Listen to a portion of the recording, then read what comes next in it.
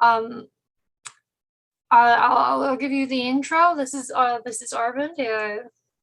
He's the horticultural manager at the Toronto Zoo, managing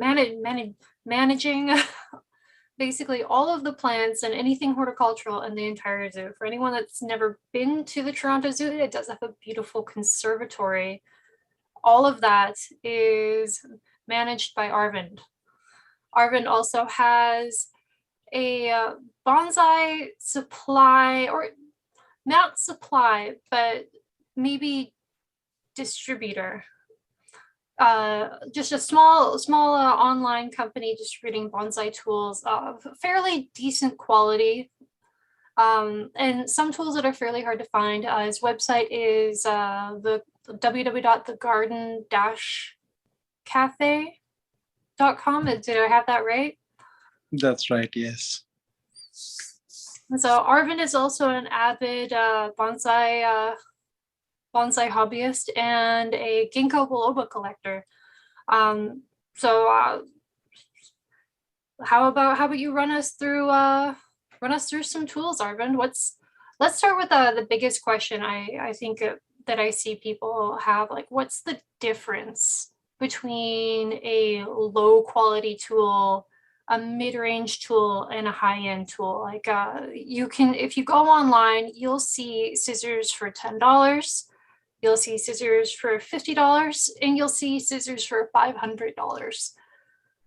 Tell me, what is, for somebody that maybe has only bought a pair of scissors before, maybe looking to buy their first pair of scissors, what's the difference between all of these different tools and these different ranges of price?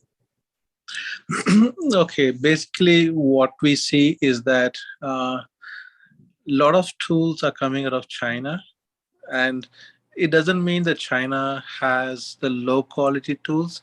They have all ranges, starting from the lowest quality or the cheapest price tool to the highest quality tools too. And one of the main differences that we notice when you buy a cheap tool is that it's cast, it's not handmade.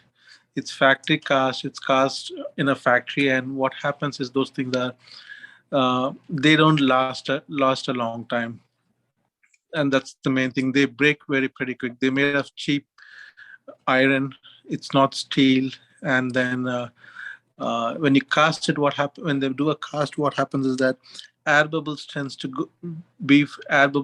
get caught within the materials, and then so it weakens them. It's not strong enough. And so when you buy those cheap tools, it's very good to start with, but they don't last long. They become blunt or they break pretty quickly. The best tool that you could buy is the best you can afford.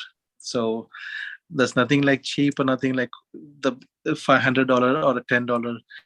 What you can afford, always go for the best of whatever you can afford, and you get the best tools. And there's so many different companies out there, so many different qualities out there. So Amazon is one place where you can buy any tool for any price.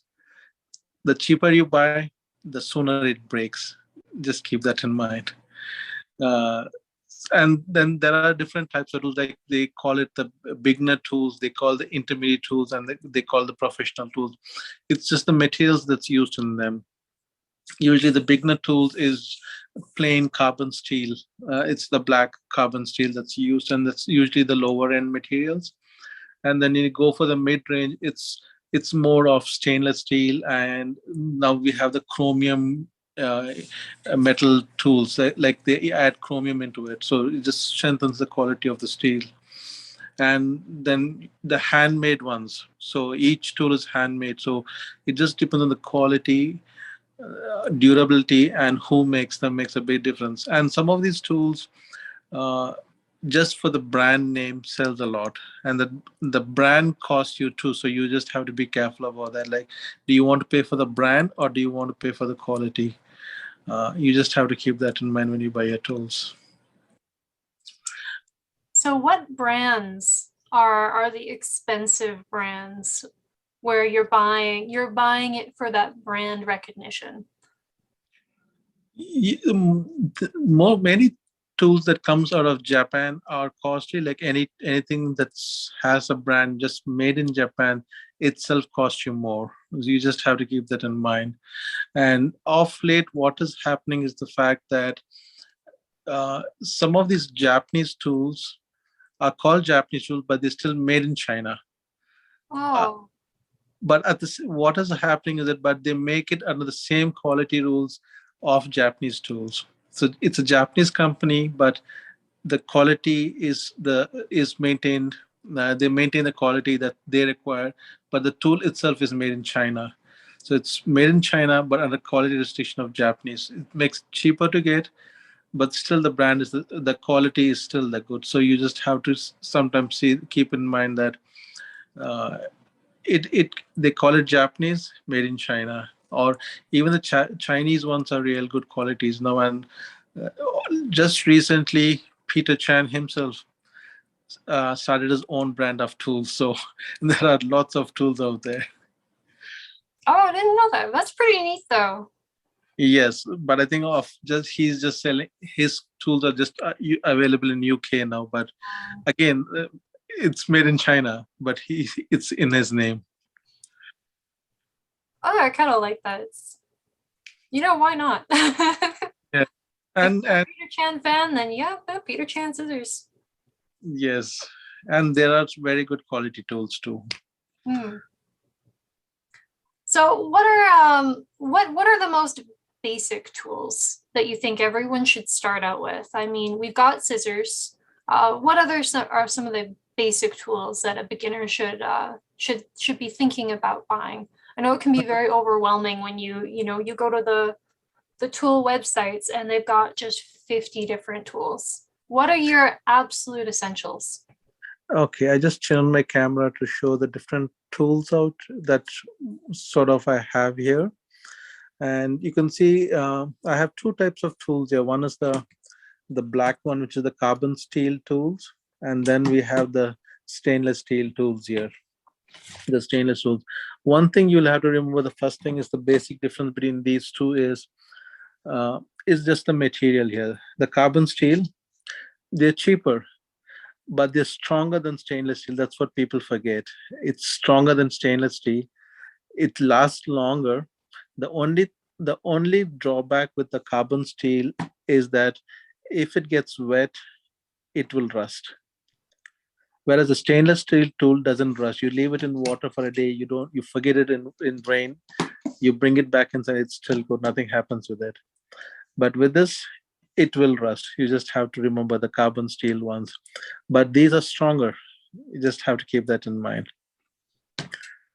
Stainless steel, they're not as strong as the carbon steel, and you would need to sharpen them a bit more frequently. Uh, but then people prefer it just because it looks nicer, it doesn't rust, but they do cost more compared to a carbon steel one.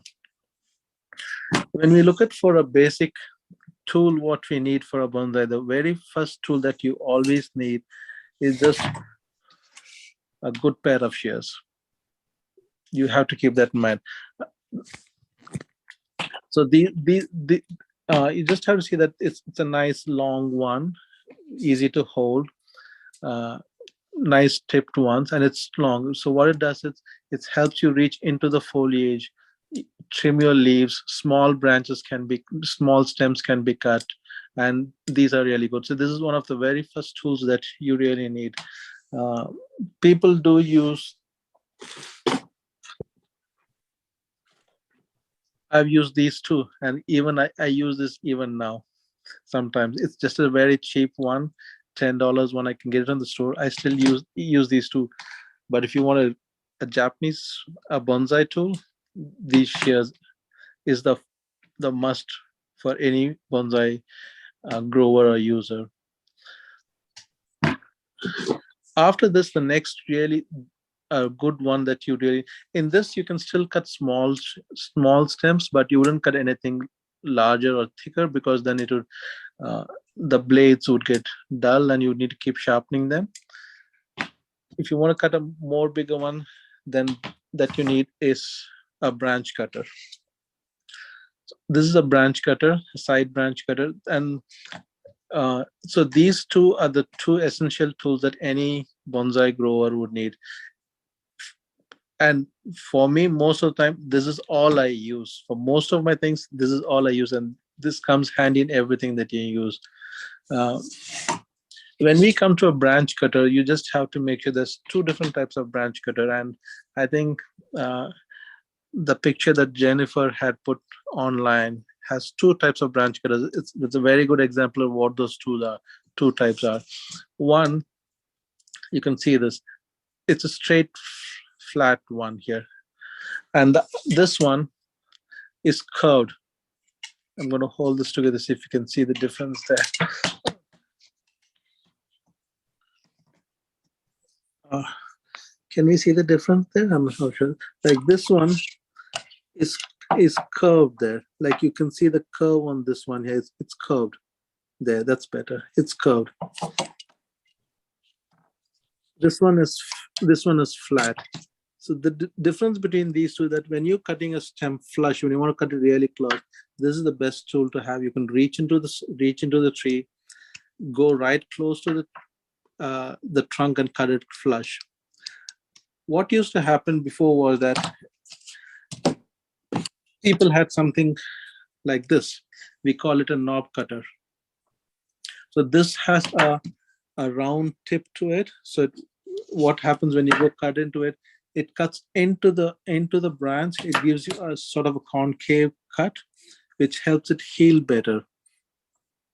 And when you cut flush like this, like when you cut it straight, what happens is that sometimes when the tree starts healing, it starts to callus outwards, and it gives you a callus outwards. To overcome that, we use these, which cuts right into the stem. It gives you a cut into the stem, and when they callus, it sort of evens out with the branch. So now they have come with this one, sort of a branch cutter, but it has that curve into it. So when you cut a branch, it cuts really flush, and it also gives you the cut into the stem, which sort of heals over things. That's more of a preference. People like how to cut, like how you want to cut or what you cut. But when you look for the basic tools that you need for starting a bonsai would be using a shear for trimming your trees, and then a branch cutter. When you want to expand a little bit more, when you want to start looking at more, then you start looking for a root cutter. A root cutter is just another scissor, but then it's short. The blades are thicker. So it helps you go in and cut the roots. And one mistake people tend to do is use this to cut the roots. Please don't do that, because what happens is with the dirt in the roots, if you cut into a dirt or something, these blades are narrow and thin, which it's mainly used for cutting leaves, stems, thin stems, and things like that. But when you cut a root, if there's dirt, this, because of how wide this is, it gives you a better cut, and it's stronger to cut too. So we go into a branch, a root cutter here. So this is another thing that people use. If you want to go a little bit more advanced, then we have a different type of root cutter. These ones here.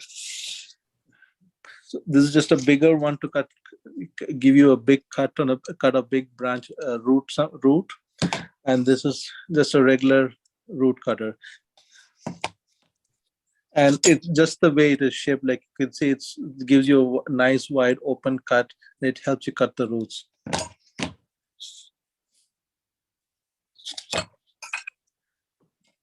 Another tool that, like if you go more advanced, if you want to look into start going to more advanced things, is that some of the now we get into more advanced things, like you start wiring your tree and you need a wire cutter. So that's a wire cutter here. So this is a wire cutter, and people sometimes prefer this wire cutter. It's a small handy wire cutter. Oftentimes people just use the regular wire cutter that's available in the shops, tool shops or things like that. Those are good to a good extent, but if you have a real good tree and you're wiring close, you don't want to use those. The only reason being, these are specifically made for bonsai with the fact that it's blunt in the front and it's short, like it's very short. So what happens is, and these are very strong. They can cut even a 6 mm wire. They can cut it really easy. Just cut through, slice through any wire, aluminum wire or copper wire to cut. Whereas those wire cutters you have in the shop don't have that. And then these are short, like really short, and the the the tip is blunt.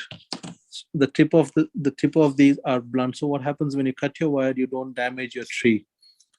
That's why we use wire cutters like these one. And then people start going into a gin plier. Like if you want to create a gin, so this is one. So what you, and these are specifically made for those because they have these serrated margins inside here. So it helps you crush the branch and then peel it off.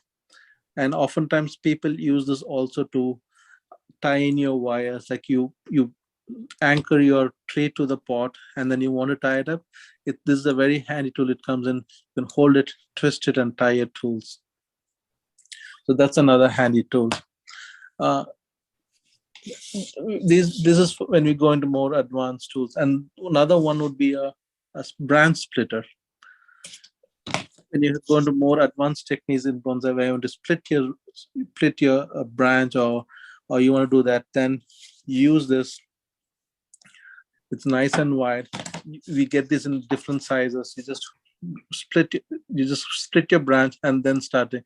And sometimes when people want to bend older trees, they split it using a branch splitter, which makes it easier to bend the trees using a raffia or anything, but it doesn't break. So they use these branch cut splitters too for doing that. I think coming back to the question of what are the very basic tools that you need: a pair of shears, a good pair of branch cutters, and a root hook.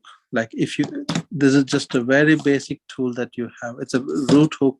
It helps you when you're transplanting or bringing in your plants. This is a very good tool to just help you release the roots, ease them out. And sometimes people also use these. Like this is another sort of tool that you use. Like this has a forceps in the back, but this is another one to help you really ease the roots out. Also after planting, people use it for scraping the top, for little bit of weeding in the pots. This is another very handy tool.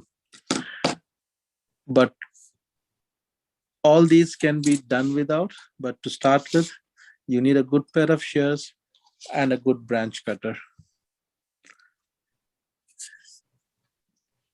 And Jen, I think I sort of went through the whole tool there, all the tools. Oh, that's fine. That's great. I actually didn't know what the difference was between the black and the stainless steel. I thought it was an aesthetic difference. I had no idea that they were actually different metal. Yeah, and I've been bonsai since, oh gosh, like 20 years, and it's 20 years.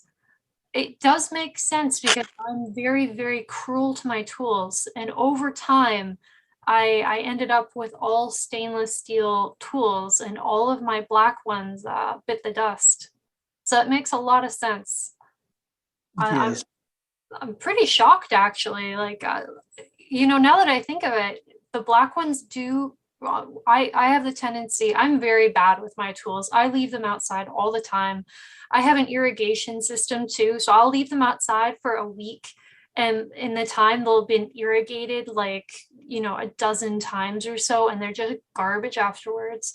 But even after just a few days, the black ones will be beyond the point of saving, whereas you can leave the stainless steel ones out quite a lot longer. Yes, you can leave them, nothing happens with them. And the only thing with stainless steel is they tend to get, the more often you use, you need to sharpen them a lot.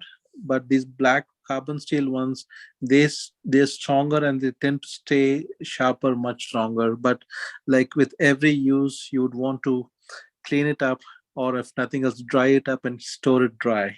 That's the main thing with these carbon steel tools. In terms of usage, you wouldn't find much difference. Like they both have the same purpose. They do the same purpose, and people just like the aesthetic of just having a nice shiny tools. They don't rust, but then they tend to cost you long. They cost you more too. Yeah. Another thing people often want to know is, how do you sharpen your tools?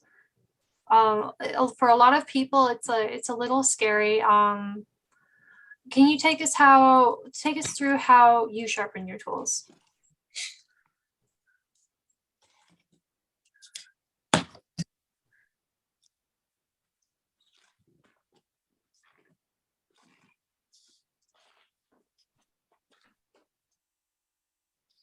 Okay, I'm just going to use this here. See, for most often, like the amount of uh, uh, the tools what we use, they don't tend to become. They stay sharper very long. These tools are really made well, so they tend to stay really sharp a long time. But if you really need to sharpen them, the first thing you would always do with any tool is, like, even this one, if you see, it's just after use, like you can start seeing that there's a little bit of dust collecting here. It's just the sap and the things that from the cutting here. So the best thing to do is, I go very basic. I use WD-40. I just spray it down, wipe it dry. That's the first thing I do. And people do use different materials to clean it. But WD does a good job too. You just spray it, wipe it off, it test it. So just make sure you clean it off all the time. And when you come for sharpening a tool, when you look at the tool, there are two sides to it. Like any tool, so you have uh, that's the flat side of the tool, and that's the angled side of the tool. So one thing you always have to make sure is you never sharpen the flat side of the tool. That's, you never touch that. You always go down the side, the angle side of the tool. And any good sharpening tool would work. People use water stones, they use, or you can just get any tool, sharpening tool, like a diamond tip tool you get from shops. You can use them. The only thing you will have to always remember is, let's say for example, uh,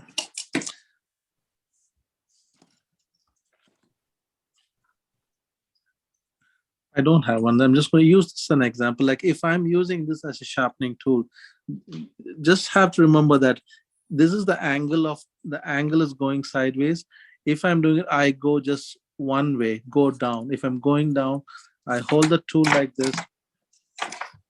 I'm going to keep it like this, and I'm going to down, down, down, down. You never go up and down. When you do down and then you go up, you spoil the edge of the. Keep your sharpening tool in an angle with the angle of the tool, and you go down, down, down, down. And most tools, if you have a good sharpening tool, you don't need to do it more than 5 to 10, 5 times, maybe 8 times with the amount of use. Just go 1, 2, 3, 4, 5. And then what happens is, when you sharpen your tool like this, at the other side, the flat side of it, it it tends to create a lot of bit of a burr there. So just to take it off, you just keep your tool there, keep it flat on your thing, and is just sort of rub it down just to get the burr out. You don't sharpen on the flat side. You go to the other side, the same side, the other side. You go down one way, just going down, and then you turn it over and you just take the burr out. That's all it takes. You don't need to spend like 10-15 minutes.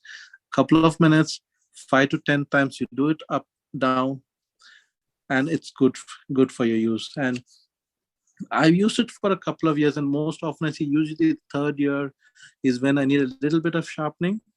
And like I said, when I sharpen, I just use it like 5-6 times. I go down the angle, and it stays pretty much good for the next few years.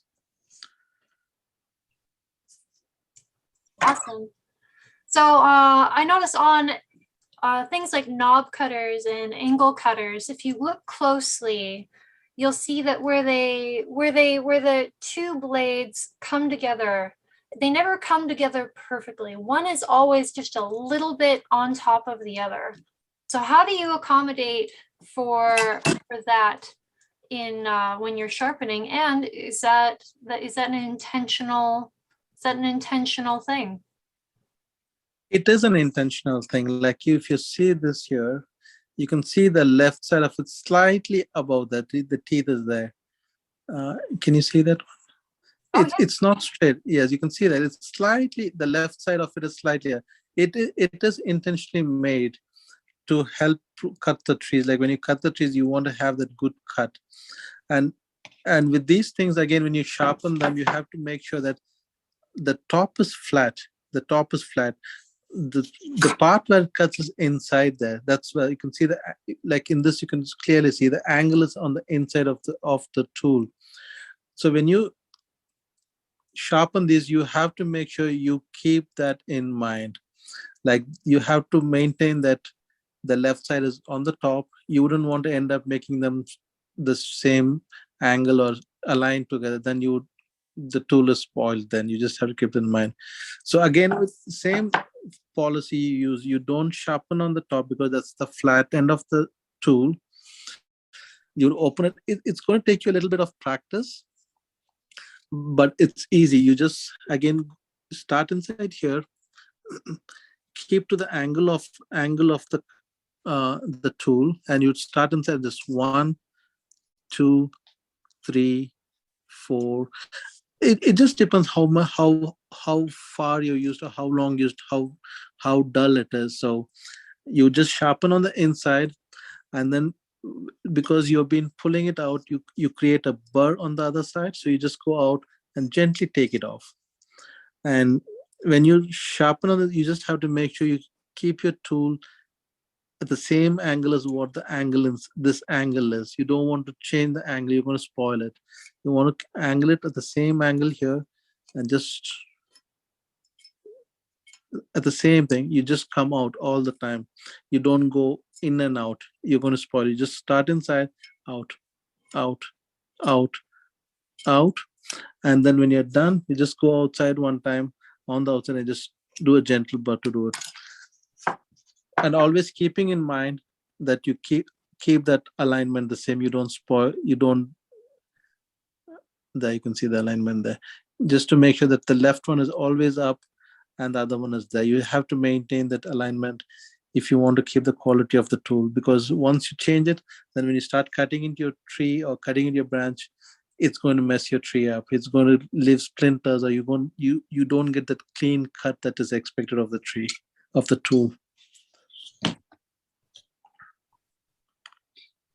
Right. Do you ever find yourself using tools that are maybe unconventional tools?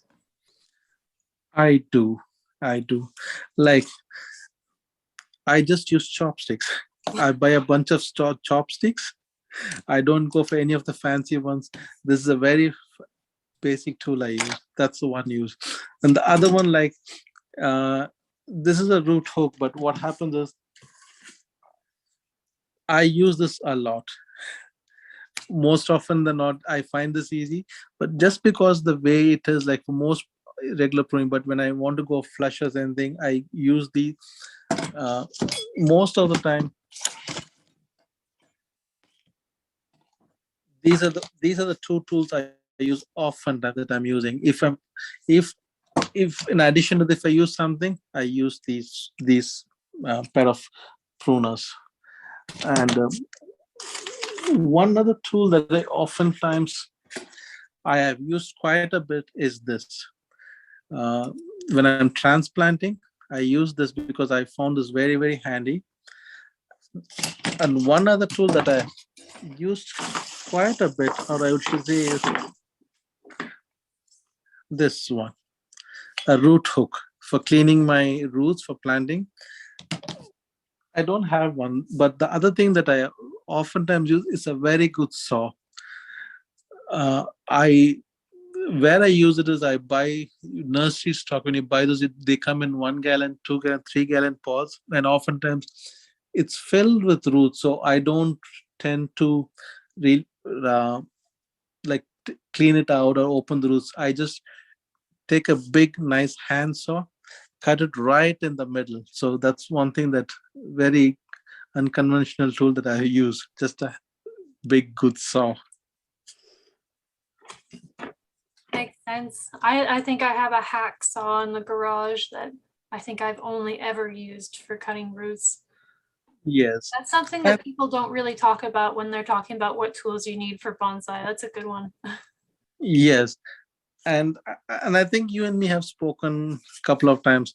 This is a very nice tool to have if you're collecting a bonsai.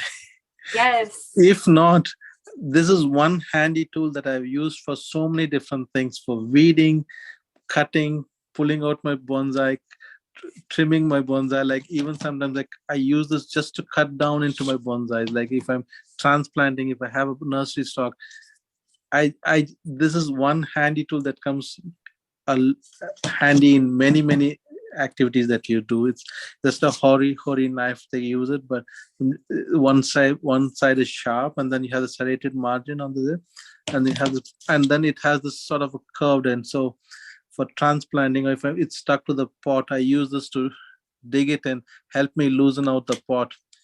Or if I had to cut the base off or cut the bottom of the roots off, this is one really good tool that I use. Nothing related to bonsai, but I think people use it for collecting bonsais from the wild. This is a very handy one, but in the garden, just working around the garden or transplanting, that's a nice, very handy one to use. I bet. I really like that one sharp edge on it. When I'm collecting bonsai, I find that I use my regular shovels kind of like an axe, or I try to saw through things with. And now I actually have a tool that can have an axe edge, that does have an axe edge, and I can use it as an axe, and I can kind of saw through the Yes. roots. You don't really realize like what kind of actions you use your hand spades for until you get something a little nicer and you're like, oh, you know what, actually I do try to use my hand spade as a saw very frequently. That's true. And another thing that oftentimes, like, see, this one is a very cheap tool to use, and oftentimes like people end up using forks and different types of stuff. But this is one thing I would recommend for transplanting or anything. Like this is a very not a very costly tool. It's a very cheap tool. Most package tools you buy, you'll find stores carry this. You'll find these. It's very useful. The reason like why I don't use a fork, it works. A fork, people use a fork, it works. But what happens is, fork is just the basic it's a cast steel. What happens with those is they don't tend to stay longer. But this one, if you buy a good one, it'll just last you a lifetime. And these come either with the tweezers in the end, or it also comes with a spatula in the end. And I find this useful in the like when you're doing transplant, like you have a tree in a pot, you want to plant it up, and you find it hard to take it out. This is a very handy tool. You sort of insert it into your pot and come around the pot so that you don't. It keeps your pot safe. Usually, this, like if you have an incurving pot where the pot is curved inside, it's hard to pull the your your bonsais out. This is a very handy one to use, like the spatula type. It inserted, helps you loosen out the whole way, and the angle is such that you can sort of nudge your tree out too. And again, it comes with a sort of a fork in the front again to help you untangle your roots. For weeding also, it helps for weeding. This is a nice one to use too. Yeah, I use my spatula probably a lot more than I ever realized that I would. Even just Yes. for kind of packing, maybe not packing is the right word, but packing down the soil surface after you repot so it's nice and Yes. flush is Yeah. actually fairly difficult to do with your hands. Like the Akadama and the pumice, they don't just pack nicely, but you can actually get a really nice flush surface, especially if you want to do decorative rocks on top. I know that's really popular. I see a lot of people buying fish gravel, like a nice white or a nice black fish gravel on top, just to make it a little more beautiful. Yes. That really helps with that. They're great little tools. Yes. And like talking of cheap tools and things like that, you go on Amazon and you can actually buy a complete set for like $100. It has those amazing 15 different type of tools and a couple of wires and everything.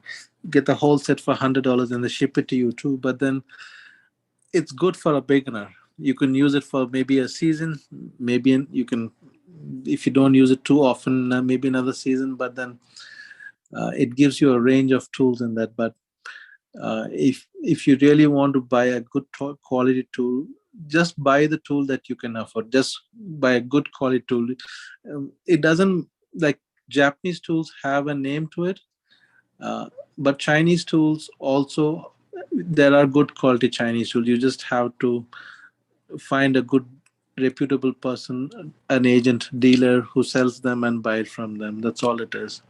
Amazon, I wouldn't trust it because you don't know what you get until you have it in your hands.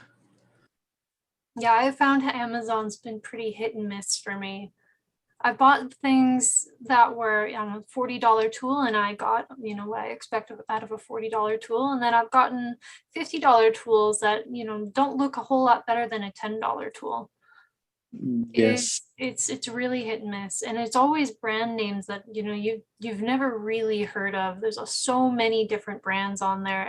It's hard to Google them and to really know if they're you don't know what you don't know what you're buying until you get it. That's kind of the sad reality. that's true too. And like even these brand names like Felco pruners, they're branded. They're very good brands to buy. But even these, you buy on Amazon, you don't get the same brand. It's made in China and it's branded Felco, but it's not the actual Felco itself. It's just somebody counterfeiting a Felco brand. So it's always the issue there. And with when you buy off Amazon, it's like you said, it's a hit and a miss all the time. So even in bonsai tools and gardening tools, there's counterfeits. I didn't know that. So it is there in every tool. I was really shocked the other day to realize that. What happens is also, Jennifer, what I've realized is that um, some of these reputed companies, the tools are sold under their brand, but they also have a second brand which they sell slightly cheaper quality. So oftentimes you think you're buying like Tian tools. Example, Tian tools is that they have a very good brand, but again, you can buy like Tian tools, but it's not Tian tools. So you just have to watch out for that all the time. That's good to know. So you have a website where you sell tools. How do you decide what tools you want to sell on your website? One of the reasons I started my website was the fact that a few years back when I was trying to buy tools in Canada, I couldn't find quality tools. And when I did find quality tools, it was costing me $80. Like just a basic tool. If I wanted this, it was costing me $80, a good quality tool. Uh, and uh, and I know it doesn't cost this much. So it was very, very frustrating for me. So that's when I started saying, hey, uh, I can't find tools here. So what do I do? And when I started looking around and talking to my friends, and I realized that if I could buy it straight from the dealer himself or from the company itself and sell it here in Canada, it is much, much cheaper there. So that's how I started buying these tools and making it available here at a very competitive prices. And the very first, like I still had to buy minimum quantities. So when I started, I was like, what tools do I like, or what tools would I use? That's how I started out. Like, what would I need? What are the basics tools I would need? And if I need a little bit more, what would I want to use? So I think it was more of a preference of what I wanted. I started out with, but later on, when people started asking for specialty tools, like uh, they wanted these small wire cutters. Okay, let's get one. And then then they started, hey, do you have the large root? Like uh, initially, I just had a regular root cutter, but then there was a demand for the really large root cutters. So we started adding these. So now most of like, what do people prefer? What do they want? Based on demand, I start adding tools in now. Um, Another tool, like I just want to show this one here. Uh, Sort of a specialty tool here. This is another. It's just a shear, but more like it's designed. Like I just want to show the difference here. Like now you can start to get into specialty tools here. This is just a regular shear you use for trimming tools. Now they come out with these. They call three-in-one cutter. It's just again a regular shear, but what happens is the fact that it is a little bit thicker, a little bit more stronger the blades, so it helps you cut. So it's first is a shear which you can start cutting your smaller uh, shoots or the leaves or the smaller ones, but then they make the blade a little bit stronger, so you can start now you can cut a little bit of thicker stems, and then they give you this cut here. That's a wire cutter, so it serves you three purpose now. So it's a Oh, three-in-one cutter. So you got a regular shear, thicker blades to cut your smaller stems, and then you got a wire cutter that to help you cut wires. And I find with this one, up to 5 of wire I can cut very easily, and it's a real nice handy tool. Uh, can you cut initially, copper wire with that? you can cut copper wires too. It's a real nice stronger tool, but it just gets fancier. But some people prefer this, so they don't want to, like people who do shohin bonsai, they just keep to the smaller bonsais. They oftentimes people have asked me for these because it's sort of a three-in-one tool. It helps them do the small trimmings, the small branch cuttings for shohin. It helps them, and then it also helps them with the wire cutting the wire. So that's another thing people have asked. That's nice. And then I like uh, uh, carving trees, so I have included a lot of carving tools in my store, which it's surprisingly enough, more than these tools, the carving tools are a great hit and a great demand. That's what I've noticed. Yeah, I think you're the one of the only Canadian suppliers of the Sadao carving tools. Yes, and Still this is fairly just unknown here. yes, and this is just an example of one of the tools, carving tools I carry here. Uh, like this is a set of 4 carving tools. So like it has different sizes and shapes of things to carve, so it's really nice. And but there are different types of metal carving tools, and people really like them. Like when they start experimenting with the bonsais and they go to the next step of carving and ginning and things like that, they really like these carving tools. And like you said, yes, it's a bit hard to find because not many people want them, but I like doing them, so I do carry a range of those carving tools. Yeah, I know that I really like my Sadao carving tools. They're some of them I'm pretty proud of them. I think they're pretty special. And unfortunately, that style of carving, or actually a lot of the different styles of carving, aren't very well known here. I find just in North America. I think it's more of a European and a Chinese thing. Yes, But I think it is catching on now. A lot of people, I think, now start watching videos from the leaders and masters they follow, and most of them end up with ginning. Ginning was a minimum they used to do before, but now carving is taking a bigger role there, and so people are starting to get interested and starting to look out for range of carving tools. For something And that's, oh, sorry, go ahead. no. I actually went out and bought those fancy electric tools, and what I realized was, like, it's not for me. Yeah, it's a whole other skill. I was gonna ask, what would you recommend for somebody that's just getting into carving, whether they try the hand carving or the electric tools?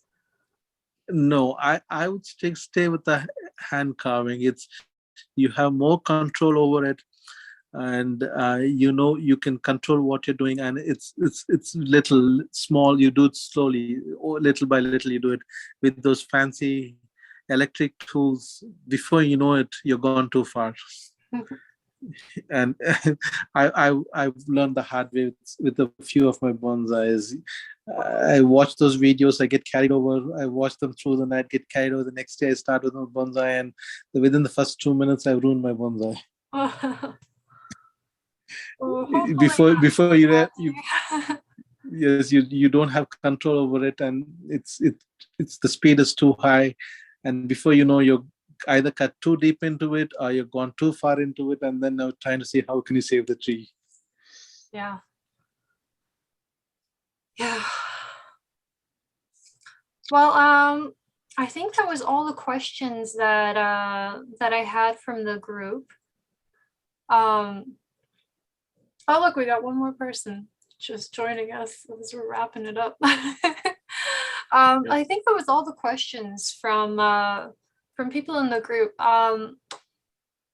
Some other things I wanted to touch on is not everyone has the same size hands. This is a problem that I think a lot of women in bonsai have.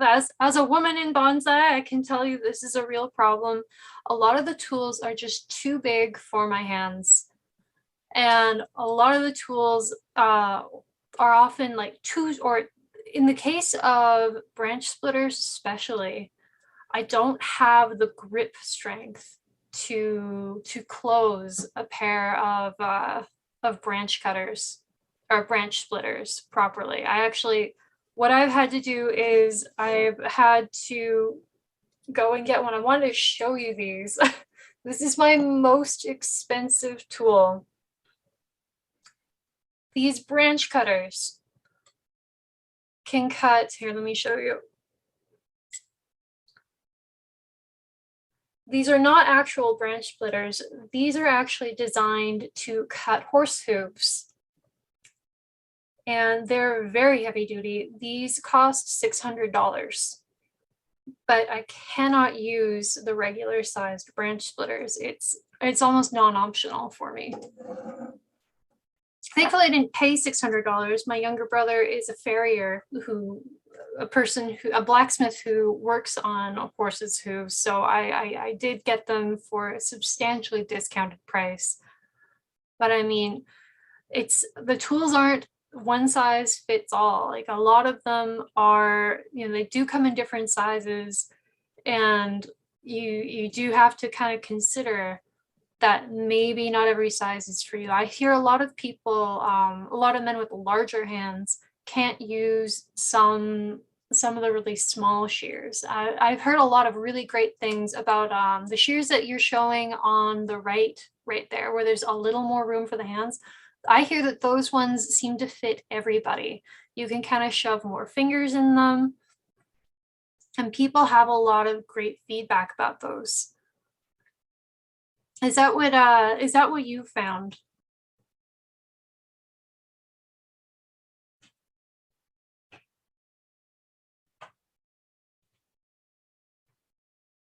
You're on mute, by the way. I just realized. Okay, there you go. Yes, that is a challenge. I've heard many people like, maybe, hey, do you have smaller tools or do you have larger tools? And uh, like you see, that's one of the reasons I started carrying slightly different tools. Like you see, same regular. These are regular root cutters, but even for my, I find it challenging sometimes to use this. So the smaller ones, I use these ones now.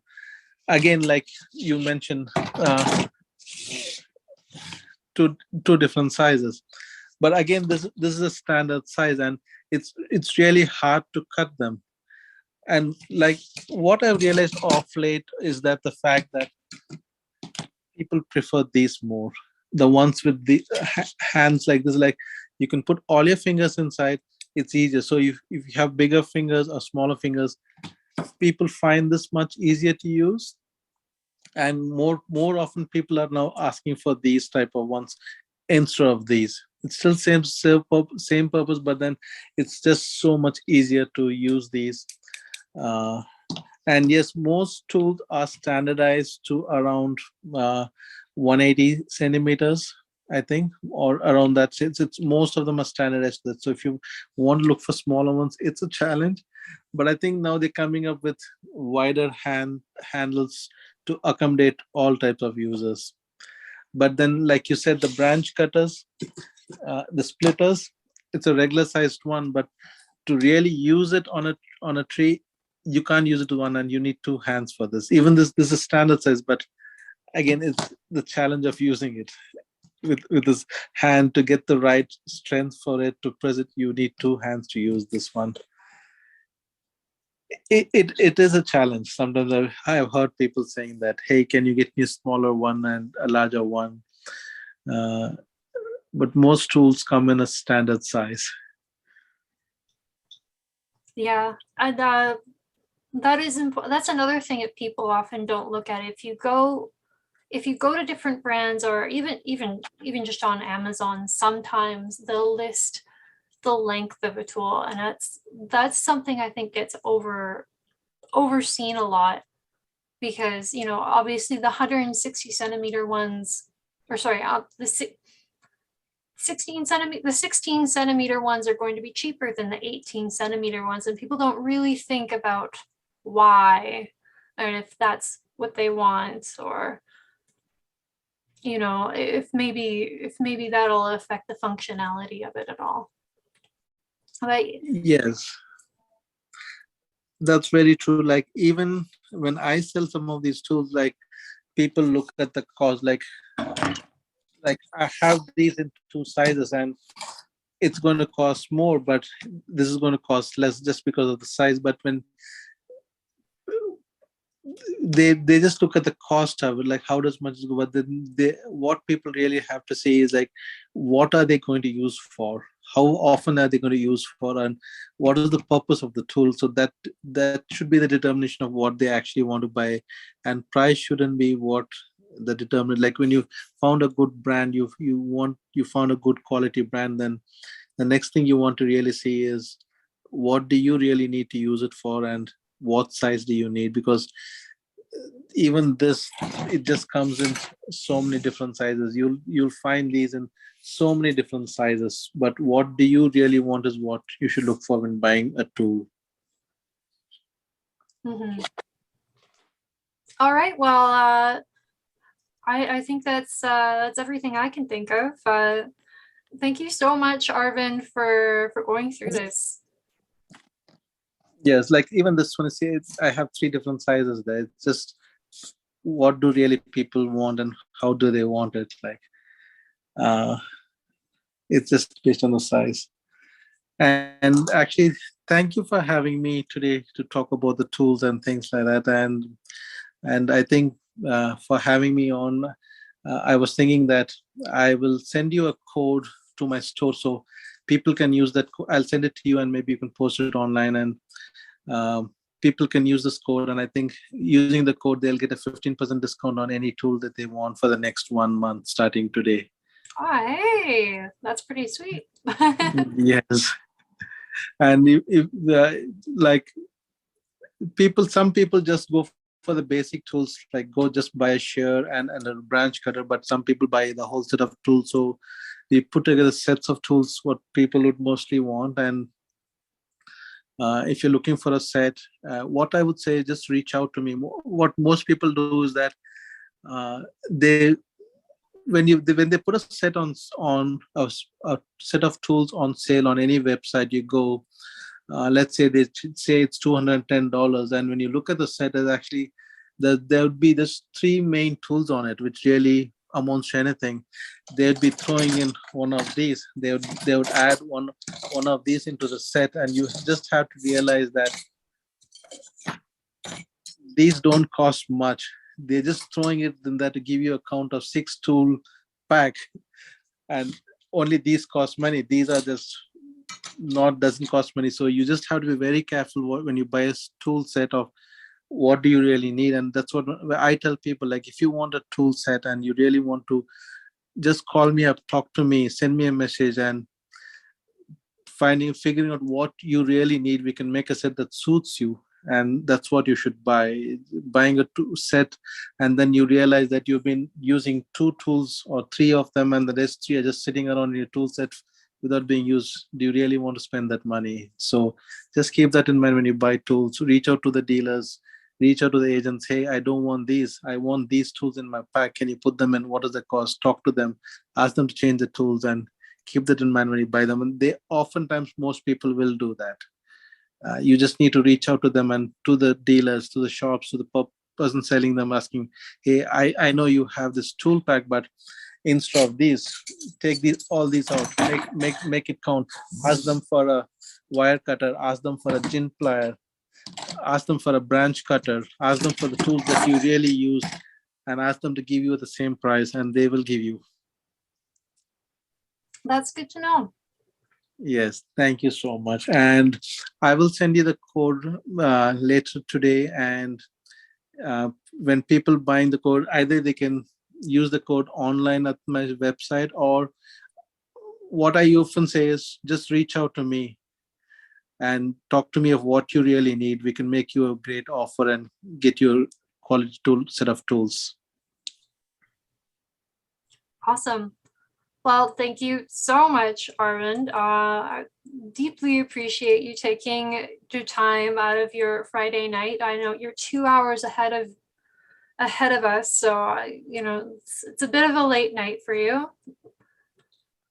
I really hope that at the very minimum this was informative to Ilya, who joined us, as well as the people that do watch it on YouTube after the fact that couldn't be here tonight.